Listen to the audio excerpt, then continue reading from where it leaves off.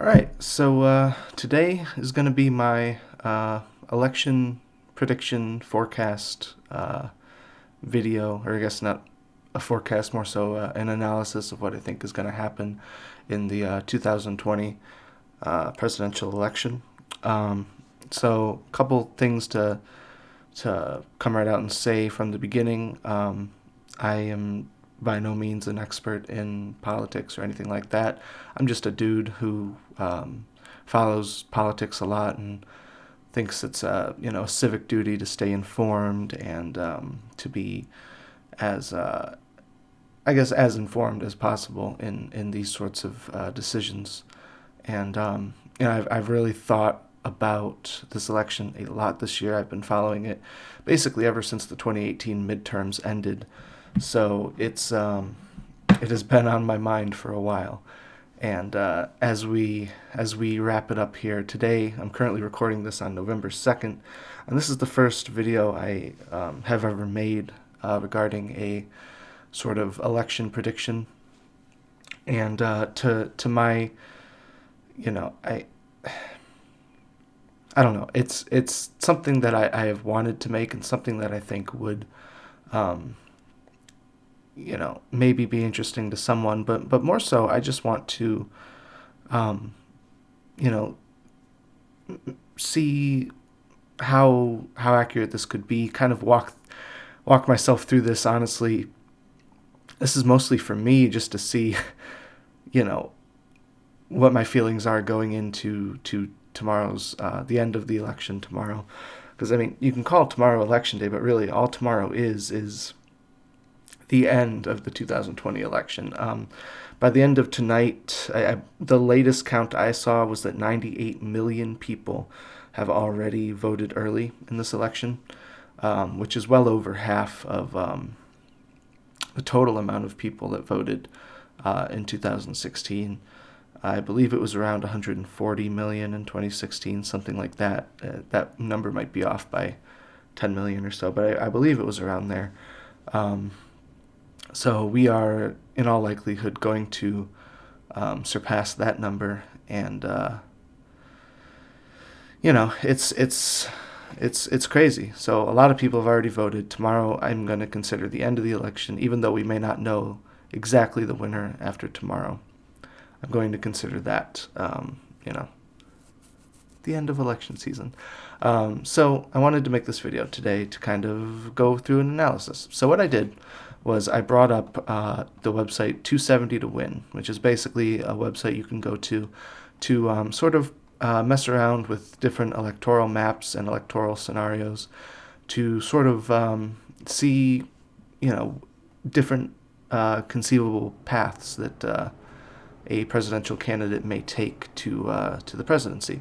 So originally I was going to go over into the map library here and take the 2016 actual map, just because I find that to be fairly accurate to, well, not accurate to what this map will be, but it's a good start. It gets the safe states out of the way so I don't have to click all of them, and that sort of a thing. But I figured, why not just go through all of it? That way, I can, if one piques my interest, I can talk about it or whatever. But right now, I'm just going to characterize all of the states that I consider safe or, more than likely to go in one direction or another. So, I actually also wanted to do this. I wanted to change to give us likely and lean numbers over here, so that I can do that.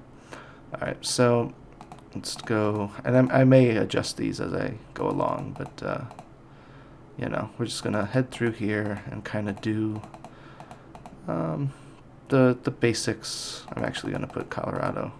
That's gonna be around a 10-point percentage. Basically, if I think a state's gonna be won by 9 or 10 points, I'm gonna put it solid blue. Or same goes for red states. I'm gonna do that. I know that might not be the exact terminology that or the exact criteria people use, but it works for me and for my purposes here. So hold on, let's do Nebraska here. I'll come back to the districts later. So we'll just leave this. We'll leave Kansas solid red. Like I said, not the most scientific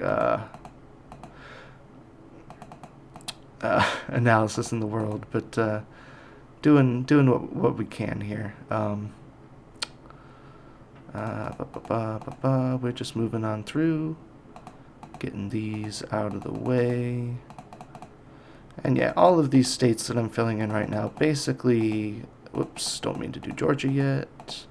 Basically, we know where they're going to stand come election day. I'm even going to put Virginia in there. That's was considered a swing state last election, 2016, but really isn't one anymore. And then I guess let's just go through some of the northeastern states that are get increasingly more difficult to click on. Massachusetts, I believe Biden's going to have a fairly easy sweep in the the northeast region of the country. Maryland and D.C. New Hampshire, I suppose you could characterize that as a bit of a toss-up, but I'm actually going to put it fairly safely in Biden's column here. Maine, the state of Maine at large will go to Joe Biden.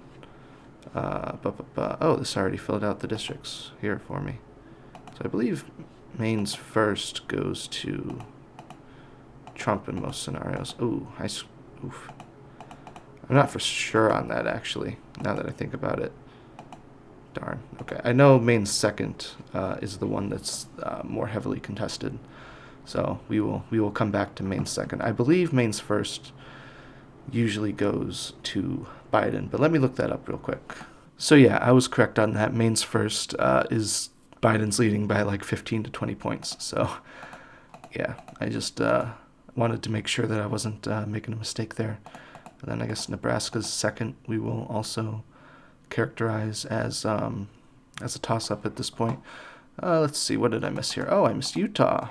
Utah, not Utah. All right, we're going to go... Oh, and I missed Alaska. Actually, I'm going to put Alaska more of a middle, 5 to 10 point victory. We got to characterize Hawaii. I almost said Florida there. And let's see what we have left here. Make sure I didn't make any mistakes. Like I said, this is relatively off the cuff. Montana is not a swing state, even though I believe it'll be fairly close. I mean, under 10 points. So I will put it with the kind of pinkish red rose almost color. All right, Nevada, Arizona. Some of these aren't necessarily swingy. Like Nevada, I think is very likely going to go to Joe Biden, but for the sake of this video, we are going to keep them where they're at now, or keep that as a swing state, because it may very well be under 5 points. All right, so I believe I have everything filled in here that I want to have filled in at this point in time. Now, this is where things get interesting.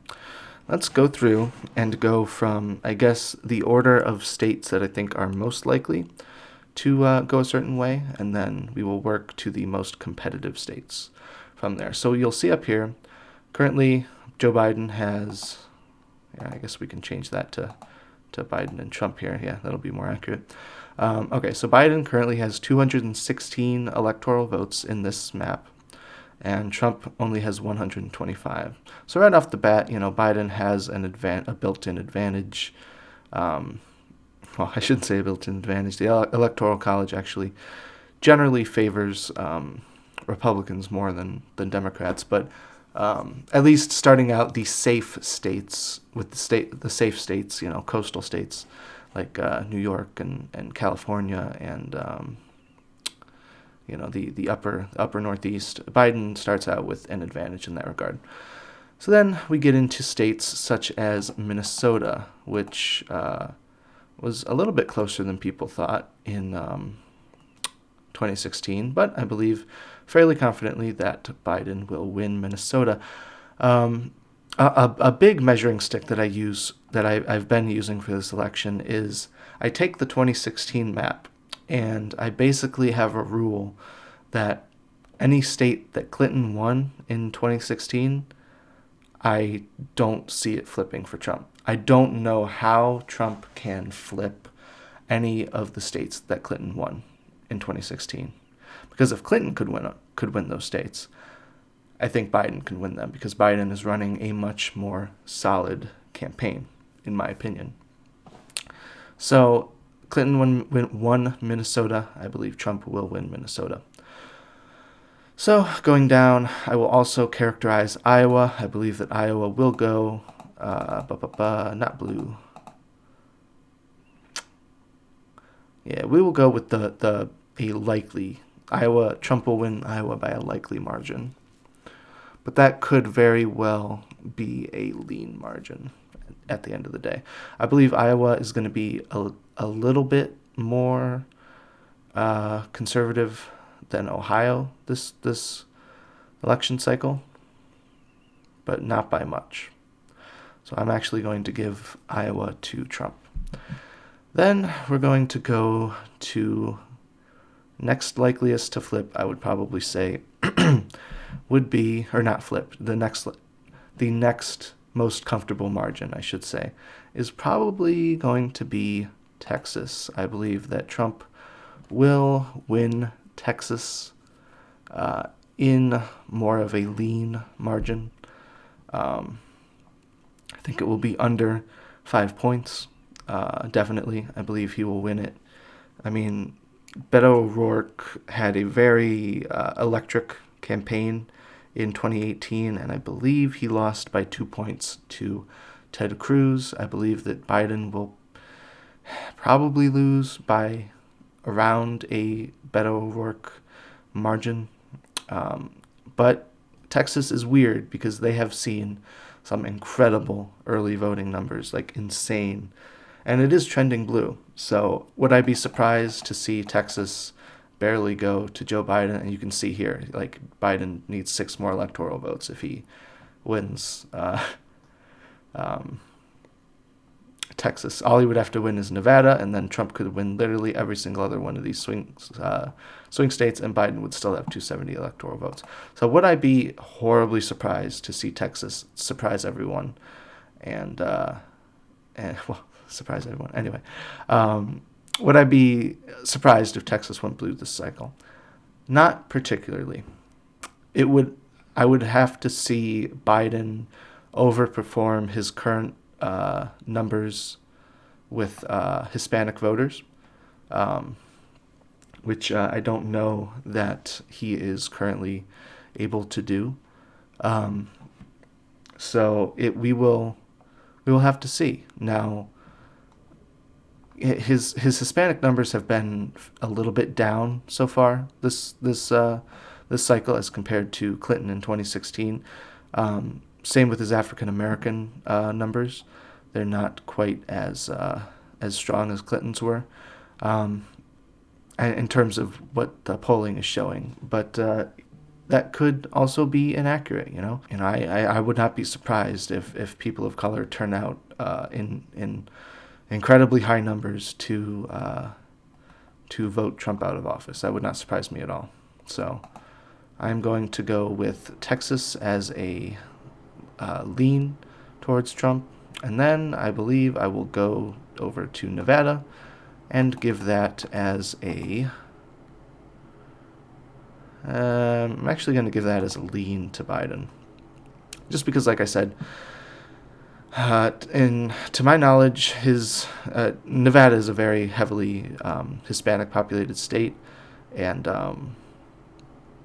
currently Biden is winning the Hispanic vote by about 70% to 30%, which those are not the best numbers for him, but I believe that it will be enough to push him over the edge.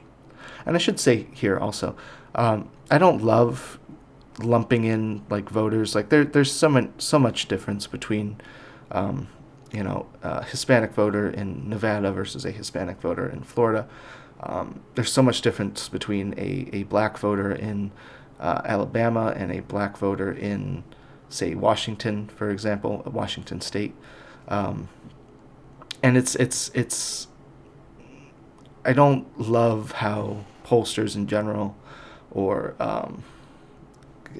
candidates in general, focus on, um, man, we have to hit this number in terms of the black vote to be able to win, or this number in terms of the white vote or the Hispanic vote to be able to win. Like, just appeal to everybody, and give people things to vote for, and to vote for you for, if that makes sense. And those numbers will come. It's you turn out, people by showing them that you are a good candidate that is willing to fight for them. So yeah, that's about all I have to say for that. So if you hear me mention, the black vote here could be an issue for Trump or Biden, know that, yes, I recognize there are a multitude of differences between various minority groups, and it's not my favorite metric, because I feel like it often lumps people into a box which they don't belong in. But anyway, we will continue on here, and I will actually go ahead and characterize Michigan as actually likely for Joe Biden. I believe he will win by more than 5 points in Michigan. Michigan has always, so the big three of the Midwestern states here that are seriously in contest are Wisconsin, Michigan, and Pennsylvania. Excuse me one second. So yeah, Michigan, Wisconsin, and Pennsylvania. The one that has been most pro-Biden has always been, consistently, this entire election cycle, Michigan. Michigan has shown anywhere from, an 8-point to a 10-point Biden lead consistently, and it never has really wavered from that, aside from a few what I would consider most likely to be outlier polls. Michigan has always been consistently like 8 to 10 points for Biden, so I believe that will be an over 5-point victory for him. Now, let's go ahead and actually characterize. Okay, this is where things start to get really interesting and really difficult. I still haven't made up my mind on a few of these, and I think that just goes to show how much uncertainty is playing into this election for me. And I should say, I meant to give this caveat in the beginning, but I am doing this video assuming that there is no, for lack of a better term, just election tampering, particularly by the Trump campaign. They have talked about, not wanting to count votes past election night, legally cast votes that, are sent in by election day and arrive by election day, and they just don't want to count them because they're mail-in votes, and some states are going to take longer to count mail-in votes. So even though they arrived on election day, the Trump campaign does not want to count them because they know that those votes will be will skew heavily Democratic, just because more Democrats are going to vote by mail this election because they have taken the coronavirus more seriously. That's just a fact, and that is something that campaign officials have literally said, and there have been efforts in Texas to throw out over 100,000 ballots that were cast in like a drive-through voting location, which totally fine. It's not like they still have to present proper documentation and stuff like that. It's just lots of voter suppression efforts going on, and if there's any sort of vote tampering, or if Trump somehow is able to send the election in, say, Pennsylvania or Wisconsin or even Florida to the courts, that could, they could conceivably, if they really wanted to, give him the election undemocratically. So I am not baking that into my analysis here. This is assuming all votes are fairly and legally counted. So with that in mind, I'm actually, the next likeliest state for me is between, I'm going back and forth between Ohio or Georgia. One of these two states is going to surprise me this cycle. And one of them is not as close as they say that it is. So it's either Georgia is going to go Biden and Ohio is going to go to Trump by like 2 or 3 points, or Ohio is going to go to Biden by like 1 or 2 points, and Georgia's going to go to Trump by like 3 points. One of those two scenarios I feel like is going to happen. And I've actually seen a lot of early voting in Georgia. I'm like, it's like a feel thing that, and I mean, the polls also reflect that Biden actually has like a very, like if we go over to 538, I believe that the polls are actually showing, yeah, Biden right now has 50% of the forecasted vote share, and Trump has 49.2%. If you go to Ohio, Biden has a 49.3% of the vote share.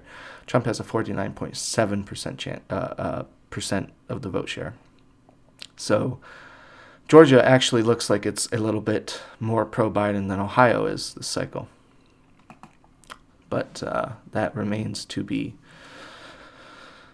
seen until all the votes are counted. So I actually live in Ohio, and this is just anecdotal evidence, I should say. There are a lot more Biden signs than Clinton signs this year in 2020 as opposed to 2016. Now, I say that, but then I also say that it seems like there is as many or slightly surpassing the amount of Trump signs. But I will say that in regards to the Trump people, they seem more enthusiastic. Like I see big like Trump flags hanging in people's yards and stuff like that. People are a lot more likely to boast about the fact that they are voting for Trump than they were in 2016, presumably because people have sort of gotten numb to some of his worst behaviors. So they are a lot less, I guess, shy in this election cycle, which also leads me to question that the entire theory of the shy Trump voter, especially in this cycle, because I just don't see it. I don't see people come to my work in Trump 2020 hats, some of them not wearing a mask, and I have to ask them politely to put on a mask.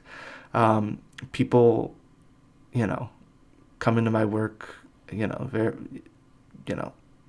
all sorts of, Trump gear sometimes, mostly hats, but sometimes shirts.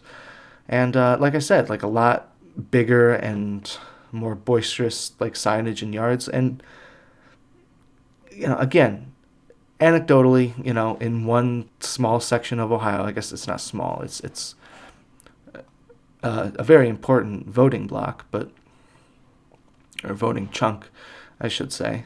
But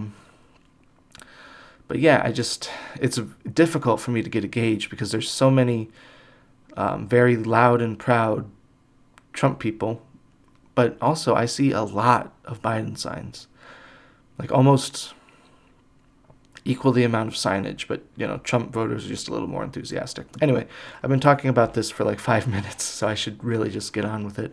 Ohio, I think, is going to be a lot closer than some people think. Excuse me 1 minute. It did vote for Sherrod Brown fairly decisively. I believe he won by over 5 points, or just about 5 points in 2018. Sherrod Brown is one of our senators, more of a populist Democrat, one of the very, very strong, union Democrat tendencies from him. So they did vote for him in 2018, but they also pretty decisively rejected Rich Cordray, who ran for governor against Mike DeWine in 2018. Ohio rejected him pretty well. I mean, I do feel like a lot of that came down to just Cordray being, essentially a piece of toast. Like, it's just, he stood for, I knew like nothing about where he stood on anything, basically, other than he had a D next to his name, and that Ohio voters don't vote for you just because you have a D next to your name. You got to give them something. So I believe that it will be close because, for one, Mike DeWine has screwed up on COVID in certain areas, but he has taken it more seriously than the president has. And I believe that has leaked a little bit into Ohio voters' minds. And so I believe that we're a little bit more pissed off at Trump because of COVID, stuff like that. And there was also the attack on Goodyear, which I think is a little bit overblown. I don't think that's going to have as big of an effect. But Trump has done more to piss off Ohio voters since 2016 than he has to win them over. I believe that the Lordstown plant also closed. I don't think that reopened. I may be wrong on that. But I am going to give Ohio to Trump by the slimmest of margins here. I will go less than 5 points. Probably going to be a tilt. I say it's less than 1% or between 1% and 2%. It's going to be close, in my opinion. And then Georgia, again, I just see so much energy coming out of Georgia. Like, it's. I know that sounds like a weird, like, hippie thing to say, but it just feels like Biden could pull it out here. And sometimes, and the polls reflect that. The polls there are more pro-Biden, like I said, than Ohio. Where is it here? Yeah, it is close. It is close. And will I be surprised if Georgia goes to Trump on election day? I will not. But I have a weird feeling about Georgia. Georgia has been, for the past couple election cycles, and especially 2018 in general, very heavily voter suppressed. Stacey Abrams, say what you want about her policies, whether she ran a good campaign or didn't. Fact is that there was some serious voter suppression that went into Brian Kemp winning Georgia back in 2018, and Stacey Abrams deserved the governorship there. She won that fair and square, but I might change this by the end of the video. It just doesn't look right seeing Georgia blue. I am not confident in that pick at all. But I wanted to hit Ohio and Georgia because I feel like these are the two that are really going to surprise me the most this cycle. And I don't know which way they're going to go, but we'll see. Now let's go ahead and do the districts here. Why not? So if we go to Maine's 2nd, Biden actually has a fairly good lead there, a fairly consistent lead. If we go to Real Clear Politics, do they not have the? They usually have like the aggregate here, but as you can see, a lot of high quality polls, like New York Times, Quinnipiac, Emerson. I think Emerson is high quality. I honestly don't remember about Emerson, but I know New York Times is good. Pretty sure Quinnipiac is good. That show Biden actually has a fair lead here, and now there isn't that much polling because it is it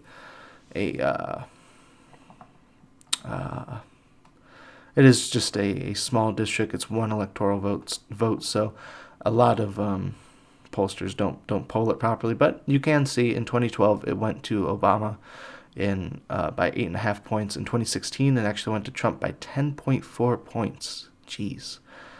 And So you're asking it to have, essentially an 11-point swing from in 4 years, which is a lot to ask. But I mean, Biden has had a lead in this district for quite consistently ever since what is that, July? Yeah, July is when polling started, and I mean that one had Trump up by 1, but that poll by Colby College had him up by 3. Again, difficult to judge these districts. I'm actually going to give Maine second to Biden. Partly, actually, because I feel like Susan Collins is going to lose her race in Maine. And her challenger, I believe her name is Sarah Gideon, could actually help to drag Biden along, or vice versa. I'm not entirely sure, but I think that Susan Collins has worn out her welcome in Maine, and she will actually end up losing that seat, that Senate seat. And then we go to Nebraska's second. I believe in Nebraska's second, if we go here, Nebraska's second, how do I get to that? 2 polls, wonderful. All right, so we had a poll in, was that September? Yeah, September, that had Biden up 7, and we had a poll just a few days ago, actually, that showed Biden up 3. I don't know, man. It's Nebraska. I believe Nebraska's second is where Omaha is located, so that could, it's a population center there. So you could see Biden pull that out, but I don't know, man. I don't know if I can give Nebraska or anything in Nebraska to Joe Biden. So I'm gonna put that as a lean toward Trump. So Trump and Biden split the contested district votes in Maine and Nebraska. And now we're going to head over to Wisconsin. Well, yeah, we'll head over to Wisconsin and Pennsylvania. Well, we'll actually say Pennsylvania. So for Wisconsin, I actually thought Wisconsin was going to be of these 3, Wisconsin, Michigan, and Pennsylvania. I thought for months that Wisconsin was going to be the most pro-Trump of the 3. And part of me still believes that. But polling has actually showed Wisconsin to be more pro-Biden than Pennsylvania, especially recently. And I believe that is due in part to there being some strong, Biden has recently been talking a lot, or using a lot of, what I refer to as Union Democrat language that I think could actually play well in an area like Wisconsin. Now, I would imagine that would also play well in Pennsylvania. I just don't know if Biden is reaching voters quite as well in Pennsylvania as he is in Wisconsin. But polling has been pretty consistent that Wisconsin is the second most pro-Biden state of these 3. So I'm actually going to give Biden Wisconsin by a lean margin. I think it will be under 5 points, but it will go to Biden nonetheless. And with that, you see that Biden has reached 275 electoral votes. The fact that I gave him Georgia also plays into that heavily, because as you see, without Georgia, he is at 259, in which he would also need Arizona or Pennsylvania or Florida or North Carolina. Or Georgia, but I'm going to stick with him having Georgia. It's just a feeling I have, so we're keeping that there. So Biden currently has 275 votes. If Trump won every single remaining state, Biden would still win the presidency, barring any fuckery. Now, going to the one that I am next most confident in is actually going to be Pennsylvania or Arizona. Which one?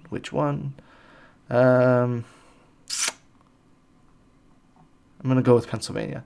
I know there's been some rumblings around Pennsylvania, at least in the final few days, that it could be more pro-Trump than we're imagining. I believe that Trump will probably be winning the state or be ahead in Pennsylvania on election night. But again, Pennsylvania is one of these Midwestern states. I guess, I don't know if you really considered Pennsylvania Midwest, but it's one of these Midwestern states that, or one of these three states, I should say, that has not been used to receiving as many mail-in votes as a state like Florida is. Florida will count their mail-in votes very quickly. We may know the winner of Florida on election night. Pennsylvania, on the other hand, does not have that sort of experience counting mail-in votes, so they may be a little bit slower. At least that is the narrative that is going around, and that is, basically what we've known for months now is that, listen, knowing a winner on election night may not be possible, but it remains to be seen. So Pennsylvania, I'm actually going to give to Joe Biden. I think it's a lot of noise, particularly put out there by the Trump campaign. I think he would love an opportunity to try and steal Pennsylvania if possible. But I believe that ultimately, when all the votes are fairly and legally counted, that Biden will win Pennsylvania by a lean margin, less than 5 points.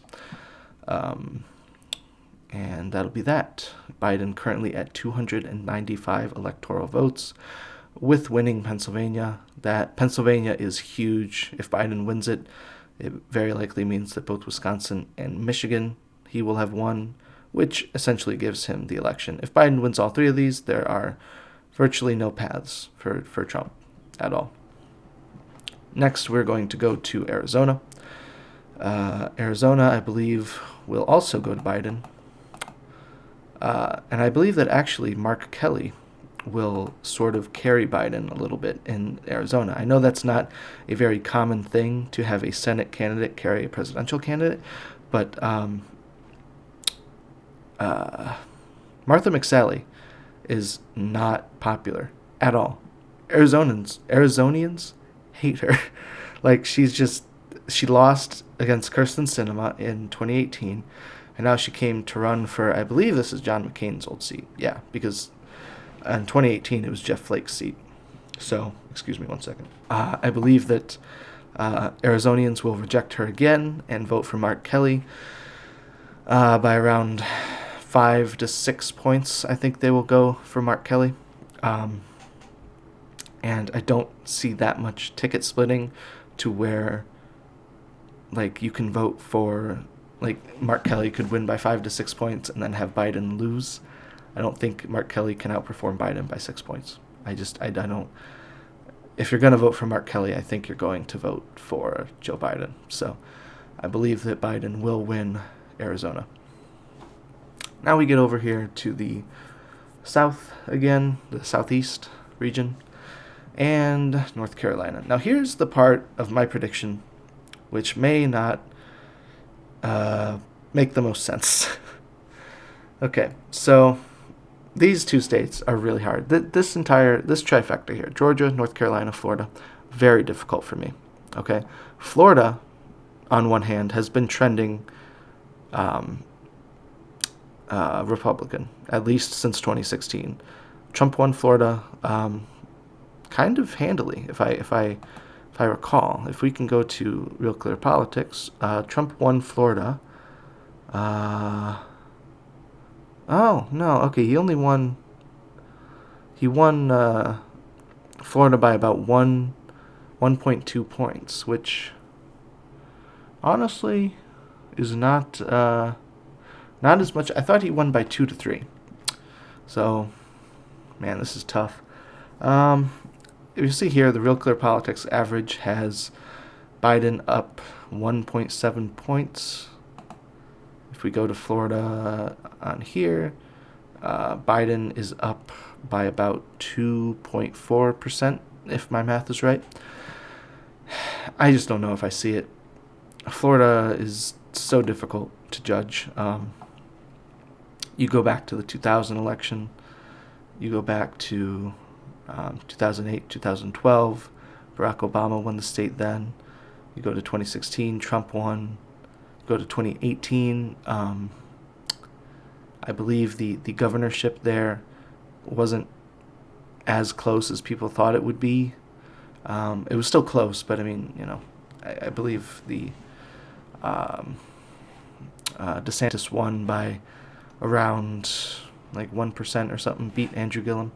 And the Senate seat was also won by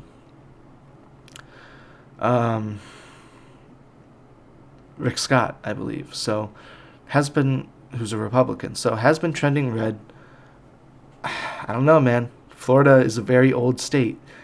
Has a lot of retirees, a lot of older voters who should be pissed off at Trump for how he's handled coronavirus. So would I be surprised if Florida goes to Biden in a lean margin? I would not. That would basically be a blowout for Joe Biden. That would give him 335 electoral votes. I would classify that as a blowout. But I don't know. I see Florida trending red, and I'm actually, Trump is within the margin of error for in Florida, and the Hispanic population in Florida is heavily Cuban and heavily conservative, so I don't see it. I mean, I can see it, but I just have a feeling that Florida will go, to Trump in a lean margin, perhaps as close as 0.5% to 1%. And then we get to North Carolina. I'm actually curious to see where North Carolina is on here on 538. So it looks like Biden is up by about 1.9%. If I'm reading that right, 49.7, 50.7. Yeah, so about 1.9% on 538. So if we go here, battleground states, North Carolina, we'll check the Real Clear Politics average. Interesting. So Real Clear Politics actually has Trump with a 0.5 point lead in North Carolina. See, that's where more in line with what I'm thinking. In 2016, Trump won North Carolina by 3.7. I don't know that Biden can make up a 3.7% difference in North Carolina. I know North Carolina, I believe, has actually been trending blue, to my knowledge. I may be wrong on that. I know obviously they went to Trump in 2016, and I believe Obama won North Carolina in 2008 and 2012, but I might be wrong on that actually. No, Romney actually won in 2012. So I would imagine if Romney won in 2012, Obama didn't win in 2008, but I'm honestly not sure on that. Or in 2008, I mean. So honestly, North Carolina, I believe, will be very close, but I'm actually going to give it to... See, this is what I don't like. I don't like Georgia being surrounded by red. That does not compute in my brain. But I got a feeling. I don't know. It's weird. Georgia has a lot of suburbs, a lot of wine moms who really do not like Trump, and a lot of obviously you have Atlanta, a very a population center there, and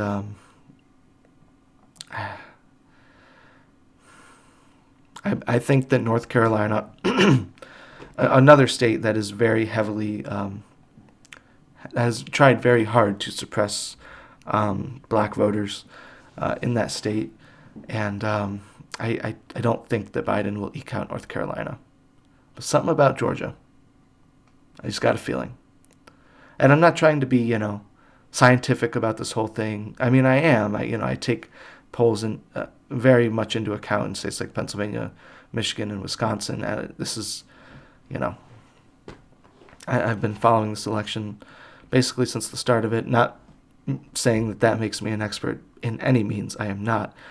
But yeah, I've been following the trends, and this feels like a realistic map to me. So, besides maybe Georgia. See, if we give Georgia to Trump, Biden still has 290 electoral votes. He wins by 20. Fairly comfortable margin. And then even if you want to get real crazy and give Trump Arizona, Biden still wins with 279 electoral votes. In that scenario, I doubt the Democrats pick up the Senate, which would really hamper any sort of agenda that Biden wants to implement. But I believe with the map that I have now, I think that Biden does carry well over not well over, but over 300 electoral votes. I believe that the Senate is narrowly won by the Democrats, perhaps with 51 or 52 seats, maybe even 50, and then the tie goes to the vice president, or the vice president breaks the tie, which would be Kamala Harris. Yeah, so this is going to be my final prediction. Biden 306, Trump 232. Now, other things that could happen. Okay, so let's go crazy here. This is my final prediction right here, and let's talk scenarios. So if we get rid of that map, let's just go to the 2016 actual. Okay, so this is a lot more easy to follow. It doesn't have all the lean and tilt states in it. It's just red and blue. All right, so let's go through a few things here. So this is Clinton's map here. So we give, let's see, I gave Maine's second to Biden. And so let's say Biden has, let's say Biden has Michigan and Wisconsin. And so I believe that these two will end up going to Biden, Wisconsin and Michigan. A little less confident in Wisconsin, but definitely confident in Michigan. What are the pathways for Joe Biden? Well, if we actually scroll down, never mind, it doesn't give that. Oh, I think because I need to make these battlegrounds here, or undecideds. So if we just make a few of these into toss-ups, or undeclared, whatever. Yeah, I guess they are toss-ups. We'll do Georgia in there also. I'm not going to include Iowa. No, I'm not going to include Iowa. I'll include Ohio, but not Iowa. So if we do that and we go down, we give Biden, Wisconsin, Michigan, and Maine second, you'll see that Democrats, or Biden in general, has 7 winning combinations. Republicans have 1. Trump has 1. So in that scenario, Trump has to win Texas, Florida, Pennsylvania, Ohio, Georgia, North Carolina, and Arizona in order to win the election. That is a huge ask. But he could do it. Now, so say in this scenario, Biden, wins these 2 states, plus Nebraska's, or Maine's second district, and he wins Arizona. Whoops. Technically, Biden has 270 electoral votes. Now, faithless electors are a thing, and I don't know the legalities of this in certain states, but could you see 2 Democratic electors defecting and going to the Republicans and giving Trump the victory somehow? I wouldn't put it past them to do that. So okay. So let's keep playing around here. Let's just say the only thing that changes from 2016 is that Biden wins Wisconsin, Michigan, and Pennsylvania. Okay, so Trump still wins Ohio, North Carolina, Georgia, Florida, Texas, and Arizona. Biden still wins with 278 electoral votes. So, you can see that the key to this election are these 3 states. If Biden wins them, Biden wins the election. The other path for Biden to win is still give him Michigan, because I don't think it'll be particularly close. Give him Florida, and he wins the election. Trump can win Arizona, Texas, North Carolina, Georgia, Pennsylvania, Wisconsin, and Biden still wins the election. Now, you want to get real crazy and real weird. Let's say that, is this still, hold on, let me reset the map again just to be sure that we're looking at the right thing here. All right, so let's be real crazy. And let's just say, turnout in Texas is crazy. They've actually already, I don't know if I mentioned this earlier, but Texas has already actually surpassed the total amount of votes that were cast in 2016, just in early voting. That is a crazy statistic to me. I don't know exactly what it means, but it is pretty crazy. So let's just say, for the sake of argument, that the only state that Biden ends up flipping in this whole map, this is Clinton's map here, is Texas. Oh, would you look at that? He has 270 electoral votes. Wow, that's crazy. And, he's probably going to win Michigan. Oh, he's got 286. That's crazy. Oh, he's probably going to win Wisconsin in this scenario, too, if he's winning Texas and Michigan. Wow, he's already got up to 296. Now, I mean, Arizona is very similar to Texas in terms of, demographics, so you would consider, hey, Arizona could probably go to Biden in that scenario. Oh, Pennsylvania is very similar to Wisconsin and Michigan, so you think, hey, maybe Pennsylvania goes. Ohio, very similar to these 3 states, so you could see Ohio going. Florida, Florida in a world where Texas goes to Joe Biden, you would imagine that Florida, even though it tends to resist a lot of norms, I would imagine that it still goes with Biden.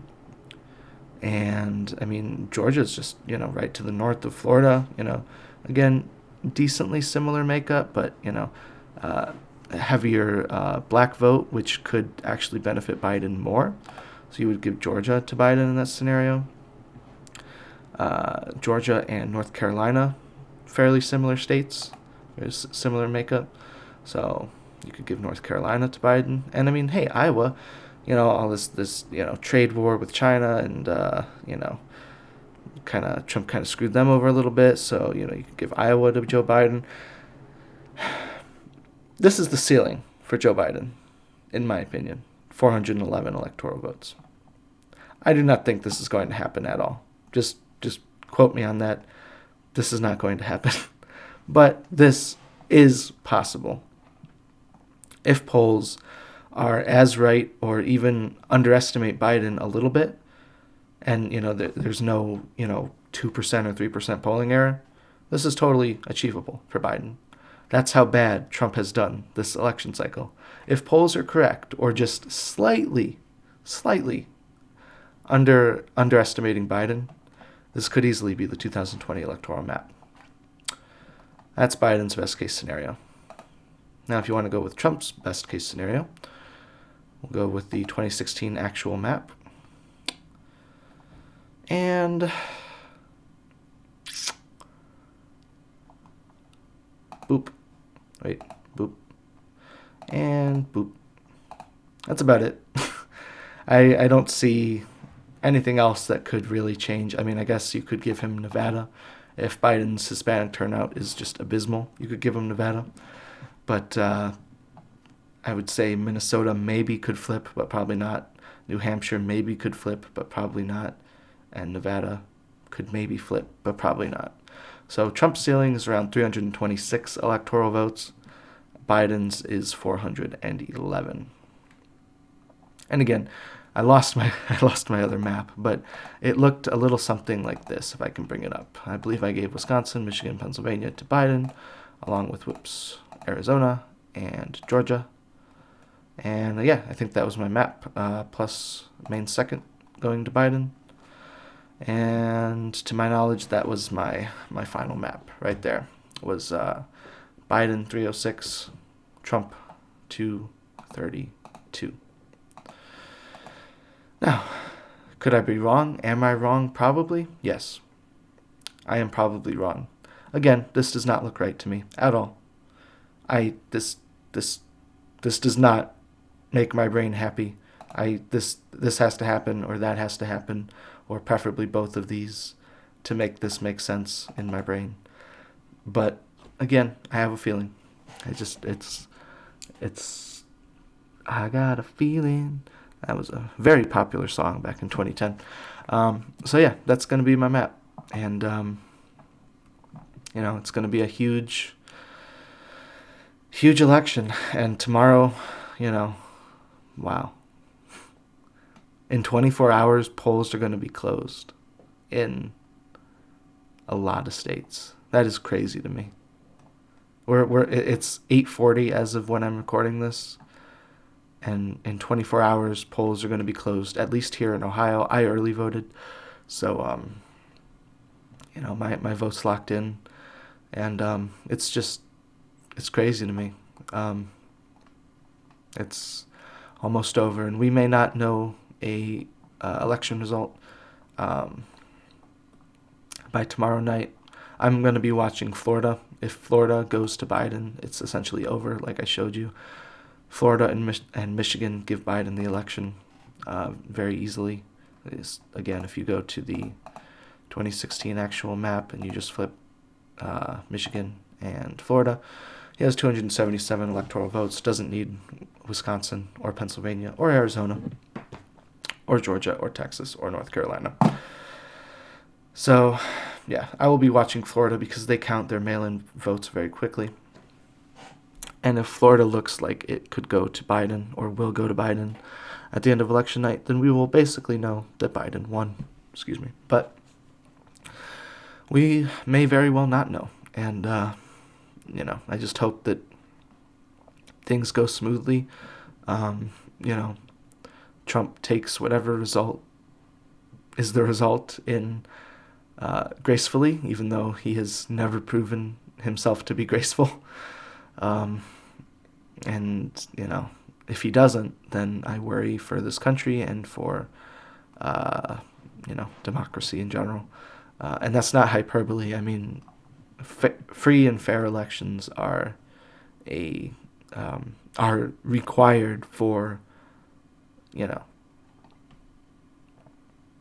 a civil society in 2020, and if we can't have that, then we're no longer free. A lot of us in America aren't free anyway. A lot of us face a lot of injustices, but if we can't even hold an election, if we can't even have our voices heard and counted, then we really are done as the leader of the, free world, as we like to say. So, anyway, I don't mean to leave on a bad note.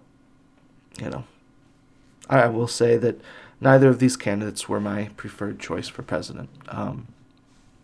And through watching this video, you could probably tell that I do have some biases.